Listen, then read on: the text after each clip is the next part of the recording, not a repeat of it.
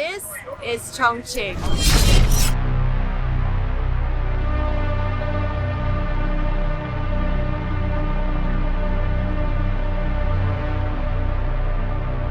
One of China's mega cities.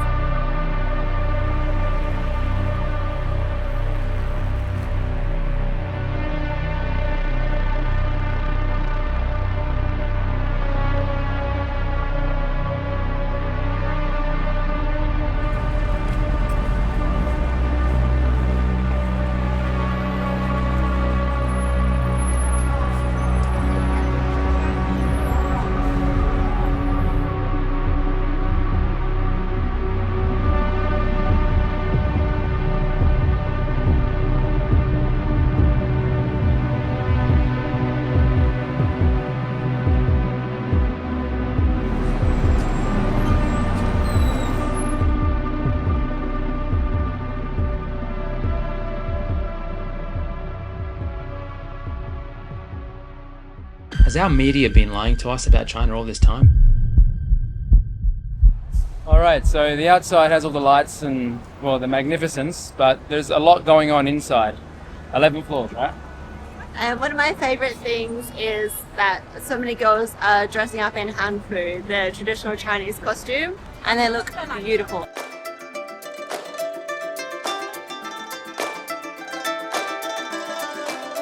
As you can see, it's chock-a-block, to use an Australian term. This city has over 31 million. I think it's over 32 million, because that was 2023. So there are a lot of people in the city, and it's amazing that it is as functional and peaceful as what it is.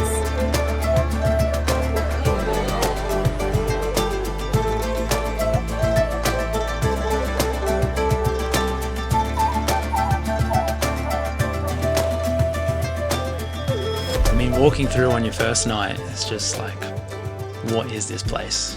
It's amazing. It's like entering another world.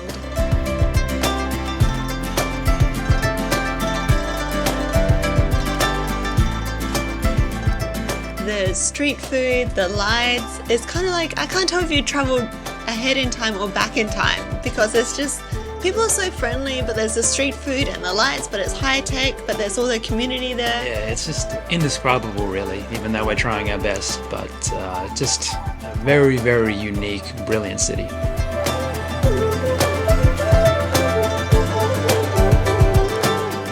It truly is a mega city, just the sheer amount of people and the infrastructure there. The bridges, the buildings, it's massive, like physically massive. Everything's giant size. And it's also like a mountain area, so it's a huge city, but it's winding. So the technology that it's required to build this city is unimaginable.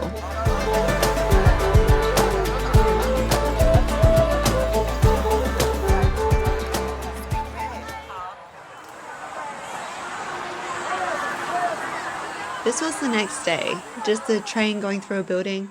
No big deal, just, an everyday occurrence in Chongqing. It's required though. If you want to get transport through that sheer amount of people in that city, you need trains that go through buildings.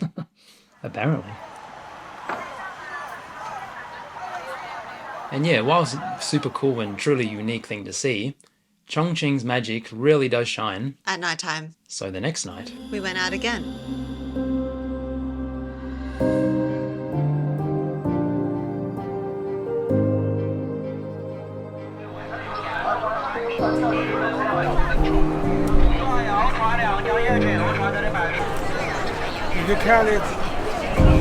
So we're going to do the tourist thing and go on a boat cruise. Should be good. We bought a ticket from a company, but they said pretty much any boat is the goal. So we're going to jump on one of those ones down there and hopefully we're allowed on.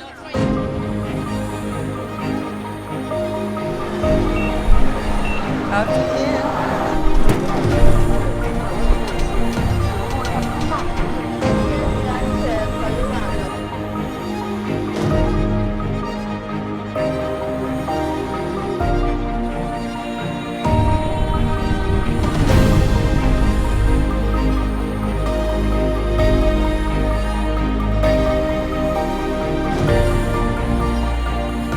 being out on the water, seeing the city from a different perspective, really made us think, is this really China? Yeah, that skyline was absolutely spectacular, truly spectacular. I know that word's thrown around a lot, but it really was. It takes your breath away.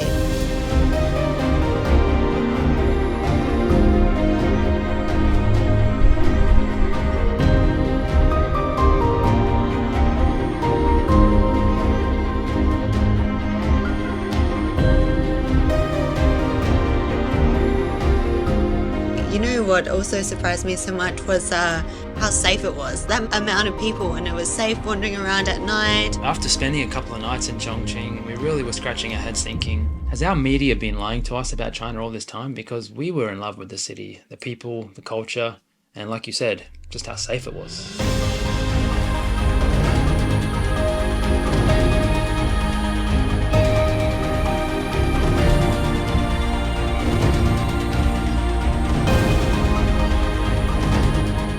People are people at the end of the day. Don't forget that. There's politics and there's people. Yeah, and they're just living their life just like everyone is around the world.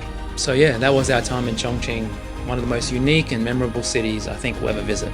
Yeah, and if you go to Hongya Cave, which is that really scenic light show building that you would have seen a million times now, if you go there, you see everyone dressed up in Hanfu. There's a lot of people go there for photos with Hanfu, and Hanfu is the traditional costume in China, but because they have so many cultures and traditions in China, there are so many varieties and so many different minorities there that they dress up in, and it is so much fun, and I really couldn't help myself. I had to join in the end. I realized I would love if I did really look like a Chinese princess.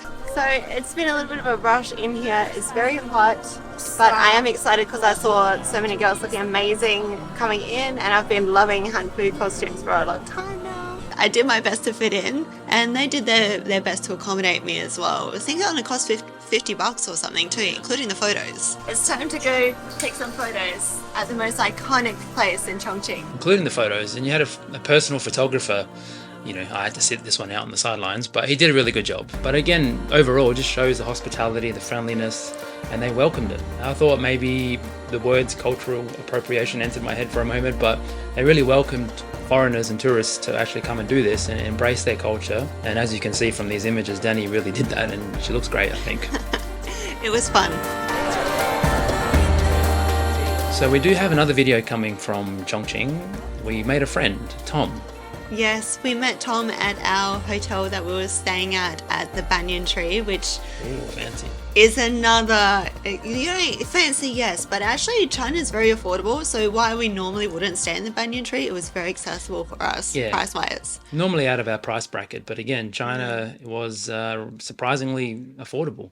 And that's not saying anything about the economic structuring and geopolitics. Let's not get into that. But for us, we found it surprisingly affordable. Anyway, what we're saying is we made a friend and he took us out to the world's biggest hot pot. Yeah. Well, he helped us in the Banyan Tree to help us find a vegan hot pot there. Oh, yes. And then from that, because we became friends there, he helped us another night. He came and picked us up. So yeah, the Banyan Tree was a really nice stay, and it also had one of Danny's favourite things in the world, besides me, of course. It had hot springs, so I mean, if you are visiting Chongqing, I really should mention it is a highlight for visiting that area. They do have hot springs, and they even had it at our hotel in Banyan Tree. We had a private one in our room, which is a beautiful view of the mountains. This is only 40 minutes drive, mind you, from the centre of the city, and you have green, lush mountains around you and private hot springs, and then the most incredible hot springs with facilities within the hotel as well, which had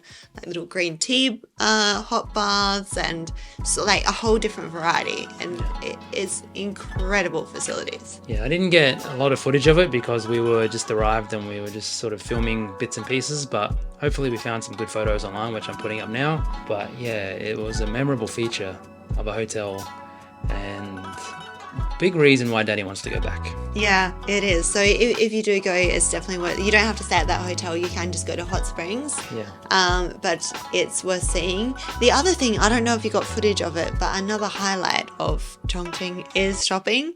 I know that might be, and that might sound strange to say, but if you've never been to China before, you probably don't know that like such great prices that you can get and good quality. I know at home people think, oh, made in China, it's not necessarily going to be good quality, but your top brands are made in China. Yeah, everything's made in China. Yeah. From top to bottom, full spectrum of quality. So And Raffles City, if you go to Raffles City, oof, yeah, it's premium shopping. It's big money there.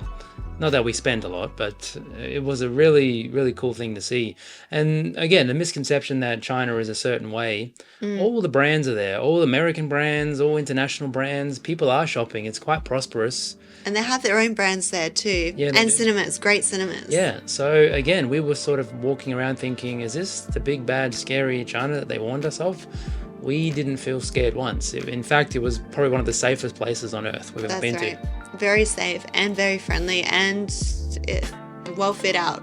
Yeah. I mean, look, if you do the wrong thing and you stuff up, I'm sure their legal system is a lot more strict than ours, which potentially is a good thing, right? Don't But say stupid things, don't do stupid things, and you're going to be okay. that's right. Just don't be a dickhead and you'll have the best time in China. Yeah, wait till you're home to be a dickhead. Yeah, we got plenty of them. Or go to Bali because that's where they all go. But we love Bali too. No, don't ruin Bali. Yeah. Just stay home. Just stop being a dickhead. So anyway, that's it from us from Korea. Actually, we're in Korea recording this. Yes. But yeah, thank you for watching, guys, and we'll see you in the next one. That's good. You speak sign language. This is Korean Sign Language. Well, look how cute I am. Oh, this is Australian Here's sign some love language. for you. Ah, you're on my joke. Love me.